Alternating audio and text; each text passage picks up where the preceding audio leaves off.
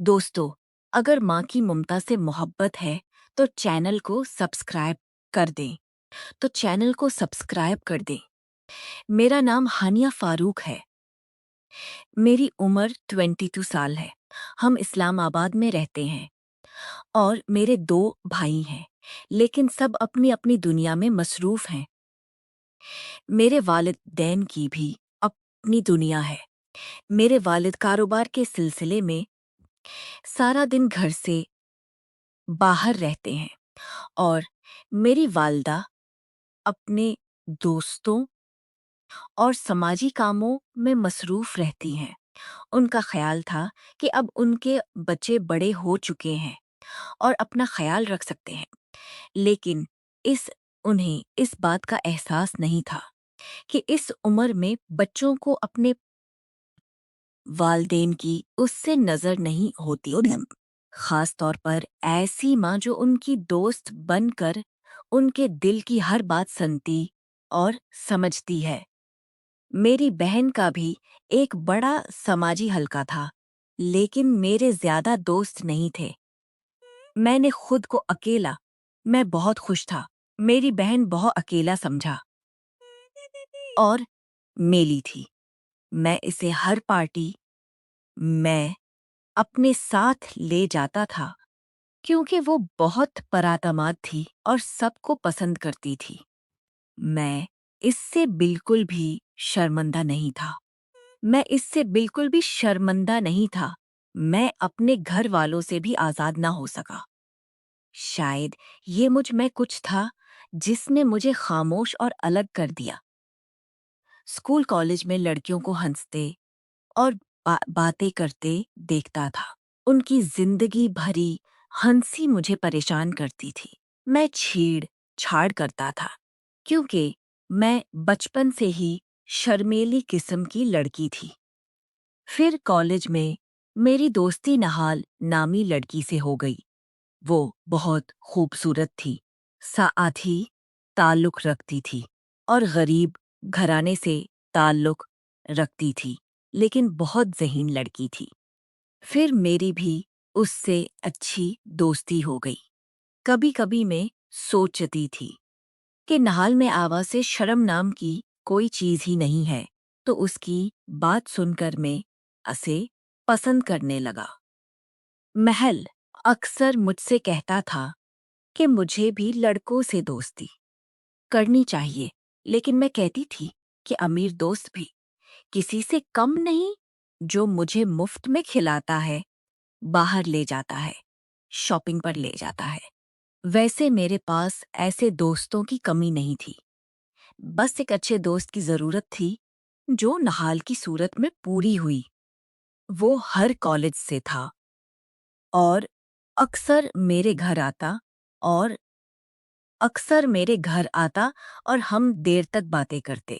लेकिन नहाल ने मुझे कभी अपने घर नहीं बुलाया। मैंने कभी कहा कि चलो तुम्हारे घर चलते हैं, तो कभी नहाल उसे नजरअंदाज कर देता।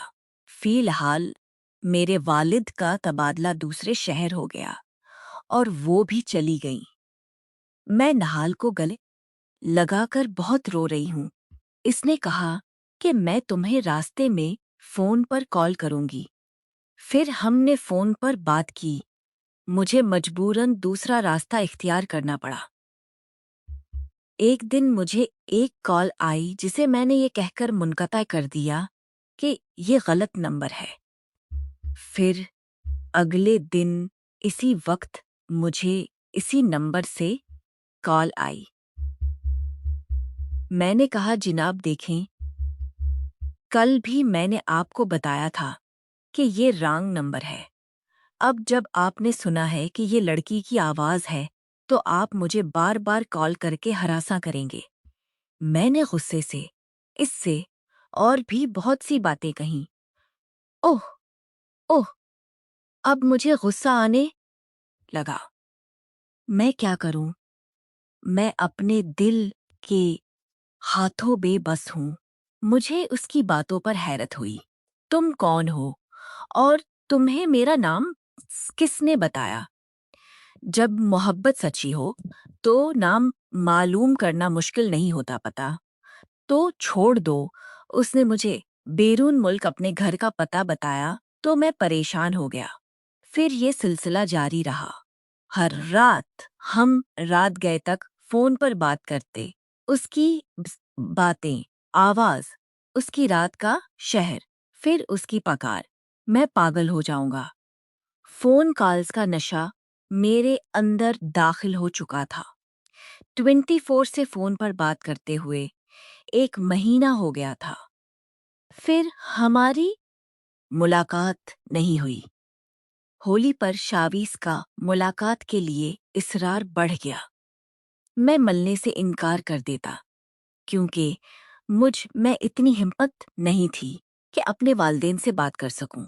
میں خوف زدہ نہیں تھا. میں اپنے والدین کو اچھی طرح جانتا تھا.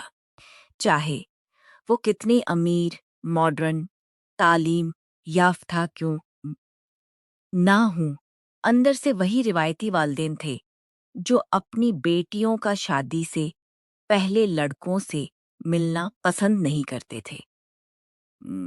میری بہن کو بھی بہت آزادی دی گئی تھی، لیکن میری ماں نے صاف کہہ دیا تھا کہ لڑکوں سے دوستی نہ کرنا.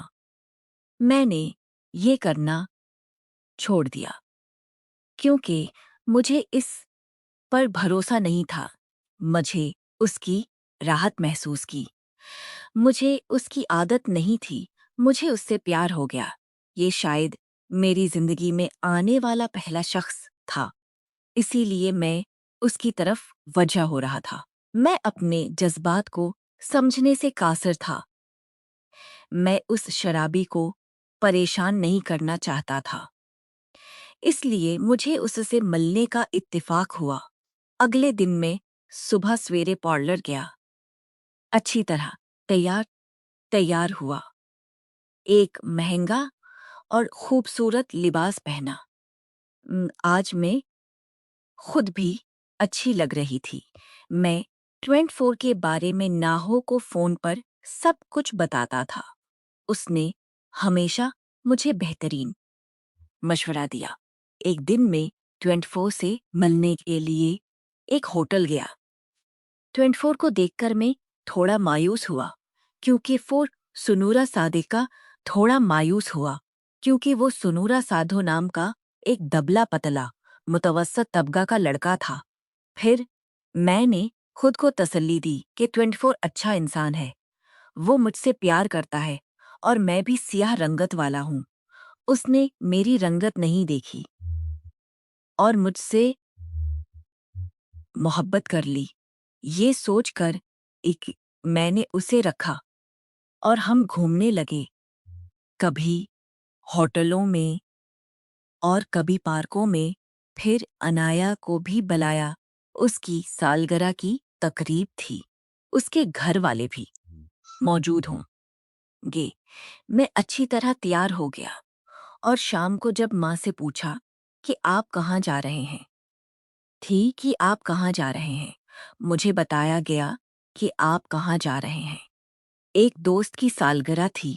ماں بھی چپ ہو گئی اور میں نشے میں دھت ان کے فلیٹ پر پہنچا. شاویز نے میرا دروازہ کھولا تو میں حیران رہ گیا. نال کو 24 کے گھر میں دیکھ کر شاویز نے بتایا کہ نہار اس کی کزن ہے اور یہ بھی کہا کہ وہ نہا لے گا. مجھے نہیں معلوم تھا کہ شاید وہ جس لڑکی سے مجھے ملوانے والا ہے وہ ہانیہ ہے. اور نہال کو ملنے کے بعد میں بہت خوش ہوا. کچھ دیر بعد میں نہال کو ملنے چلا گیا. ایک اور کمرہ. جب کافی دیر ہو گئی اور نہال نہ آیا تو میں نے سوچا کہ شاید وہ کہاں چلی گئی ہے اور آپ کے گھر والے نظر نہیں آ رہے ہیں. میرے گھر والے کسی پارٹی میں گئے ہیں. وہ جلد ہی آ رہے ہوں گے. تم یہاں آرام سے بیٹھو. میں تمہیں دیکھ کر واپس آؤں گا. میں تم یہاں وادال رکھوں گا. میں نے اپنا وعدہ پورا کیا. میں نے آپ کو ہانیہ کا نمبر اور ایڈریس دیا تھا۔ اب مجھے میرے پیسے دو اور تم اپنی خواہش پوری کرو، پھر لڑکی کے ساتھ جو کرنا ہے کرو۔ مجھے دوسرے کلائنٹ کی کال آ رہی ہے، میں وہاں جا رہا ہوں۔ میں نے گہری کھائی سے ایک مدھم آواز سنی۔ میں اپنے پیروں پر کھڑا نہیں ہو سکتا تھا۔ میں نے اپنے منہ پر ہاتھ رکھا اور اپنی سسکیوں کو دبایا۔ یوں بولو، کہیں ہمارا جال نہ پھیرنی ہوں گی۔ یہ پیسے لے لو اور اگلی مچھلی پکڑنے کے بارے میں سوچو۔ لیکن میں نے ہمت جمع کی اور سکون سے اپنی جگہ پر واپس بھاگ نہیں کھڑ ہو گیا، کیونکہ میں بھاگ نہیں سکتا تھا۔ میں فلائٹ سے پکڑا جاتا کہ اس سے میری ساکھ تیزی سے کام کر رہا تھا۔ میں سمجھ گیا کہ اس سے میری ساکھ خراب ہو سکتی ہے اور میں کسی کا سامنا نہیں کر سکوں گا۔ مجھے ہر قیمت پر ہمت دینی تھی۔ میرے ہاتھ میں ایک موقع تھا۔ میں نے سوچا اسے آزمائی، کیونکہ میں دونوں سوٹوں میں ہارنے کا پابند تھا۔ نشے میں دھت ہو کر میں نے اپنی گھبراہٹ کو جھٹکنا شروع کر دیا اور مسکرانے لگا۔ ہانیہ، تم چابی سے بات کرو، میں 5 منٹ میں آ جاؤں گی۔ میں چھوٹا ہوں، اوہ انتظار آؤں گا۔ میں دارسلویز کے لیے تحفہ لایا تھا جو میں نیچے گاڑی میں بھول گیا تھا۔ پاپا نے میرے نام ایک بہت بڑا پلاٹ ٹرانسفر کیا تھا جس کی مالیت 50 لاکھ روپے سے کیا تھا۔ 50 لاکھ روپے سے زیادہ ہوگی۔ میں وہ پلاٹ ساتھ لاؤں، میں وہ پلاٹ 24 کی سالگرہ پر بس خدمت کے نام پر گفٹ کرنا چاہتا ہوں۔ میں نے اپنی بیوی کی طرف دیکھا جس کی آنکھوں میں خوشی سے ناہل نظر آ رہا تھا، وہ بھی خوشی سے پھولی ہوئی تھی۔ جانتا تھا کہ دونوں لالچی ہیں، وہ مجھے اپنے پیسوں سے نہیں، پلاٹ کے ساتھ بھی جانے نہیں۔ ہانیہ، تم آئی ہو، یہ میرے لیے سب سے بڑا تحفہ ہے۔ اس مصیبت کی کیا ضرورت تھی؟ 24 کی آنکھوں میں لالچ جھلکتا ہے۔ 24 تمہیں اپنی محبت سے اوروں کو دے رہا ہے۔ تم انکار کر کے اس کا دل کیوں دکھ رہی ہو؟ ہانیہ نے کہا کہ ہم کسی کا ہاتھ پکڑ کر خوبصورت گھر بنا لیں گے اپنی مرضی کے پلاٹ پر۔ میں نے شرماتے ہوئے کہا، ہانیہ چلو، تم اسے گاڑی میں لے آؤ۔ نہال کے کہنے پر میں گاڑی سے اترا، میں اپنی جان کی طرف چلا گیا۔ سولی پر لٹکا ہوا تھا۔ میں انتظار کر رہا تھا کہ پرانی آیت میرے ساتھ باہر آئے۔ اب میں سوچ رہا تھا کہ نہال سے کیسے بچے۔ میں نے اللہ سے مدد مانگی۔ تبھی میں نے گاڑی کے کونے میں نہال کا فون بجانا شروع کیا اور گاڑی کے کونے میں بیٹھ کر جلدی سے نہال کا فون بجنے لگا اور وہاں سے روانہ ہوا اور پیچھے مڑ کر نہیں دیکھا۔ گاڑی تیزی سے چلائی اور اپنے گھر پہنچی۔ اپنے پاس آ کر میں بلک کر رونے لگی۔ اتنی بڑی دھوکہ، ایک طرف محبت اور دوسری طرف دوستوں نے مل کر مجھے اپنے جال میں پھنسا لیا۔ اگر آج میں ان کی باتیں سن لیتا تو میں برباد ہو جاتا۔ میں اللہ پاک کا بہت شکر ادا کرتا ہوں، لیکن میرا ہر رشتہ خراب ہو گیا کیونکہ وہ مجھ سے بہت بری طرح ٹوٹ گئے اور میں بہت بری طرح ٹوٹ گئے۔ ہر وقت اپنے پلنگ کے پاس بیٹھنا ڈاکٹر کے مطابق مجھے بڑا جھٹکا لگا ہے۔ ماں اور پاپا مجھ سے پوچھتے رہے کہ کیا مسئلہ ہے، لیکن میں خاموشی سے ان کو دیکھتا رہا۔ پھر مجھے احساس ہوا کہ ماں باپ اپنے بچوں کے لیے काफी नहीं हैं। हम वो बच्चे हैं जो थोड़ा बड़ा होकर आने वाले दिन के लिए खुद को तैयार तैयार करते हैं। मेरा अपना ग्रुप मुझ पर इल्जाम लगाता है। मैं तुम्हें नहीं छोड़ूंगा। तुम बच नहीं सकते। आखिर कब तक तुम्हारा सब कुछ छपा कर बताऊंगा। मैं तुम्हें बताऊंगा। मैं तुम्हें बताऊंगा। अम्मी और पापा, उनके ऐसे मैसेज पढ़कर मैं मजीद अफसरदा हो जाता था। मैं सोचता था कि कोई आ गया होगा, वो माँ और पापा को सब कुछ बता देगा, झूठ और सच से सब कुछ बता देगा, और फिर पापा मुझे नहीं छोड़ेंगे। मेरी तबीयत भी खराब है, तो माँ और पापा मुझे शहर के सबसे बड़े डॉक्टर के पास ले गए। डॉक्टर ने मुझसे पूछा कि ये किस बात का डर है। मैंने कहा कि ये शहर छोड़ कर जाऊंगा। तो मैंने बताया कि ये किस दिन शहर से निकल जाएगा, मैं ठीक हो जाऊंगा। डॉक्टर के मशवरे से वालिद साहब बिल्कुल खौफजदा हो गए। हम वो शहर और वो घर छोड़कर दूसरे शहर शिफ्ट हो गए। मैंने अपना नंबर और फ़ोन तब्दील किया। तभी मैं ढील किया। तभी मैंने सुकून का सांस लिया। अब भी थोड़ा सा खौफ अंदर ही अंदर रहता है कि कहीं मुझे ढूंढते ढूंढते वो यहाँ तक पहुंच जाएगा। लेकिन जब मैंने उसे अच्छी तरह नोट किया तो नंबर और घर बदलने के बाद उन्होंने मुझसे कोई राब्ता नहीं रखा, यहाँ तक कि मेरे साथ अकेले जाने का भी नहीं किया, यहाँ तक कि दादा के साथ बाहर जाने के लिए भी नहीं जाना। भाइयों, घर वालों की मोहब्बत और तवज्जो से मैं आहिस्ता आहिस्ता जिंदगी में वापस आया और अनायत आपकी शादी की तैयारियों में हिस्सा लेने लगा। मेरी बीमारी की वजह से उनकी शादी की तारीख में ताखीर हुई। पी शादी हो गई। तुम्हारी शादी और मेरे कज़न अरहम की तरफ से मेरे लिए प्रपोजल आया। वो मेरे मामू का बेटा था और लाहौर में रहता था। वो जब भी हमारे घर आता, हम अरहम के घर जाते। अरहम मेरे पीछे आता और मैंने उसकी आंखों में उसके लिए पसंदीदगी देखी, लेकिन मैंने उसे नजर अंदाज कर दिया। लेकिन अब शीफ के धोखे के बाद मैंने दिल से एक आरामदेह रिश्ता कबूल किया। मेरी अरहम की शादी हो गई और हम बहुत अच्छी जिंदगी गुजार रहे थे। मेरे भी 2 बेटे हैं। शादी के 5 साल बाद मैंने खबरों में देखा कि पुलिस ने एक बड़ा गैंग पकड़ा है जो औरतों को गैंग में शामिल कर रहा था। ये देखकर मैं चौंक गया।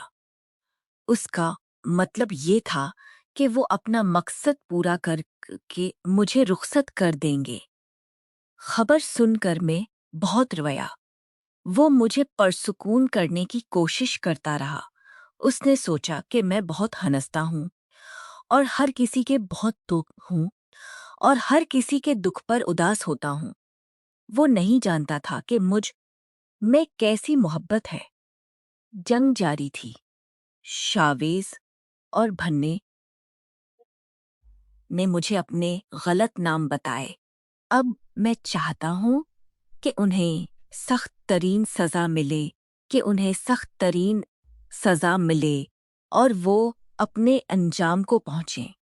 मैं तो बच गई, लेकिन पता नहीं लड़कियों की जिंदगियां उन्होंने बर्बाद की होंगी। कितनी मासूम जाने उन्होंने मारी होंगी। खुदा की लाठी खामोश। अब उन जालिमों को उम्र भर जेल की अज़ियतें झेलनी पड़ेंगी। मैं उनका शुक्रगुजार हूँ और मैं दूसरी लड़कियों को भी मशवरा देता हूँ